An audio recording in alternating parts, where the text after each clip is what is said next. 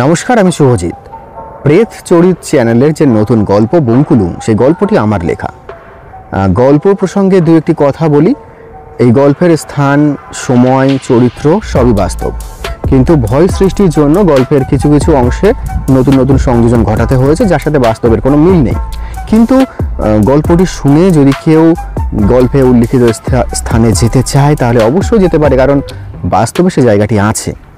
আজ থেকে কয়েক বছর আগে আমি ও আমার 3 জন বন্ধু মিলে আমরা দার্জিলিং পাহাড়ের একটি প্রত্যন্ত গ্রাম বঙ্কুলুমে যাই এক বর্ষবরণের রাতে, এবং সেখানে যাওয়ার পর এই গল্পের প্লটটি মাথায় আসে। তো গল্পটি তোমাদের কেমন লাগলো সেটি অবশ্যই জানিও, এবং প্রেত চরিত চ্যানেলের সঙ্গে থেকো। ধন্যবাদ। নমস্কার, আমি শুভজিৎ।